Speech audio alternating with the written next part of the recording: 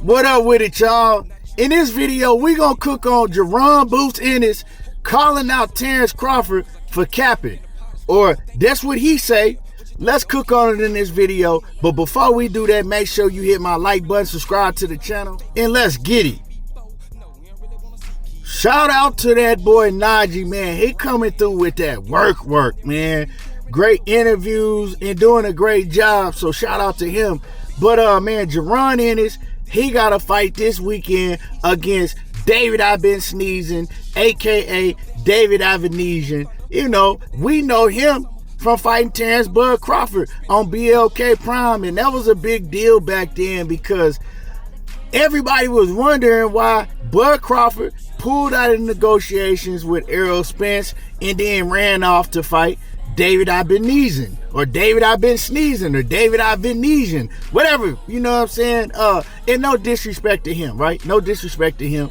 But everybody was wondering why Bud did that, and that's what really put, you know, David's name on the map, because before that, wasn't nobody checking for no David Avanesyan, right? A lot of fans didn't even know who he was at that point in time. But now, Boots Ennis, it's crazy, man, how this all turned out, because now Boots is about to fight him this weekend, and Boots wasn't even supposed to fight him. Boots was supposed to fight Cody Crowley, but now, you know, he fighting David Avanesyan, or David Avanesyan. Shit, I'm going to call him I've Been Sneezing.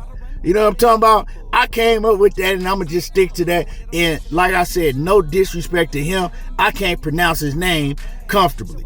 But anyway, you know, it's crazy because now everybody is looking to tune into this fight. And one thing everybody want to see is, can Jaron Ennis stop him faster than what Terence Bud Crawford did? Now, it was some issues in that Bud Crawford fight. I didn't make a big deal out of it like a lot of other people did. But David Avanesyan, man, he's still talking about it. He's talking about them busted gloves that Terence Bud Crawford fought in. He said the gloves was busted before the fight even started. And then by the time the fight ended, he like, man, how's your whole glove open? A lot of people was making an issue about that. Like, how did they let Terence Crawford get away with that? Well, remember, he was fighting in Omaha. He was fighting on BLK Prime, the network that, you know, did everything that they could to get him to their promotional company, if they even is a promotional company, I guess you could say that, to get them over there. So, you know, people feel like they just let Bud Crawford do whatever he wanted to do, and they ignored the fact that he fought with his gloves wide open. Now, other people didn't make a big deal out of it, including myself. You know, I got to take part in this because I didn't make a big deal out of it, maybe like I should have, or like, you know, I would have done if it was somebody else. Like, say, if Bud Crawford had a fought, you know, Errol Spence with his gloves like that, come on, let's just keep it real. Myself and everybody would have made a big deal out of it, because we'd be like, hell no, he cheated. But like I said, I didn't make a big deal out of it, honestly, because I felt like David Avanesyan wasn't no competition for him regardless. But it still wasn't right, and you could tell that, man, David I've Been Sneezing, man, he's still pissed off about that shit, because he talk about it every time Terence Bud Crawford's name come up. He say, man, nah, he cheated me. Now, if you go back and watch the fight, it was pretty competitive. He was doing all right against Terence Bud Crawford until he was asleep. But up until he went to sleep, I mean, he was aggressive. He was on Bud's ass. Now, I'm not saying that Bud wasn't winning the fight and Bud wasn't putting in his work, but it wasn't no one-sided ass whooping, you know what I'm saying, until the knockout came. David I've Been Sneezing, or David I've Been, shit, like I said, man, David I've Been Sneezing, he was on Terence Crawford's helmet, man. He's a very aggressive fighter. Now, today I'm watching the press conference, and of course, Jaron Boots Ennis and his whole team, they like, man, we getting him up out of there. We gonna get him up out of there in 1 to 5 rounds. You know what I'm saying? And his pops was like, man, he might last 5 rounds, but I'm saying it go about 4 rounds.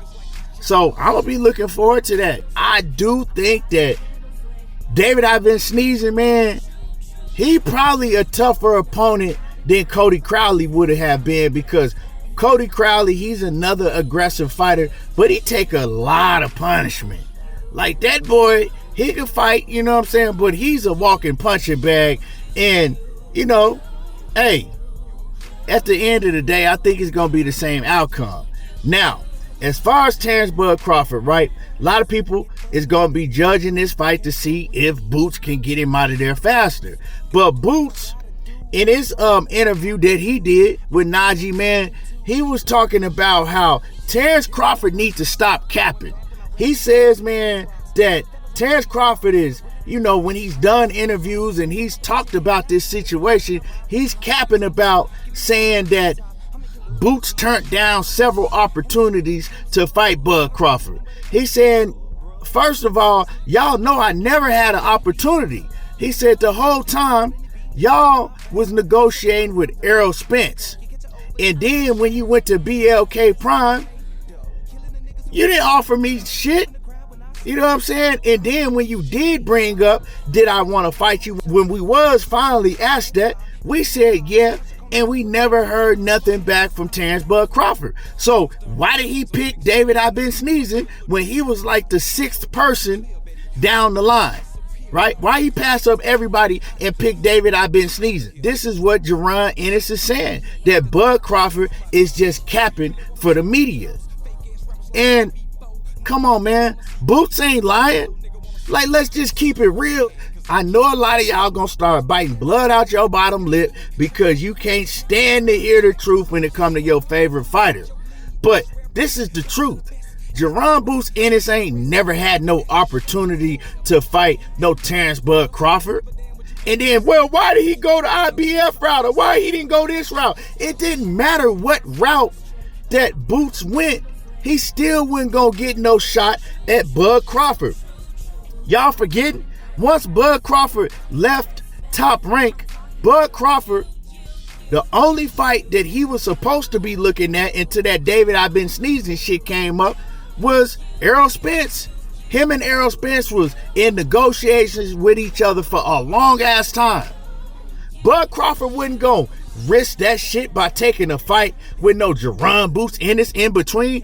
Man, y'all got to keep it real, man. Let's just keep it real, because if that was the case, Terence Bud Crawford would have stayed at 147 pounds and defended his strap, right? Undisputed against Jaron Ennis. You know what I'm saying? It's a much bigger money fight than his fight that he taking at 154 right now. But I'm not knocking him. Do what you got to do. But at the end of the day, Jaron Ennis on his end, right? Because all that stuff in the past, man, he never had no chance. But I'm hearing Jaron Ennis right now saying that he still would love to fight Terence Bud Crawford, right?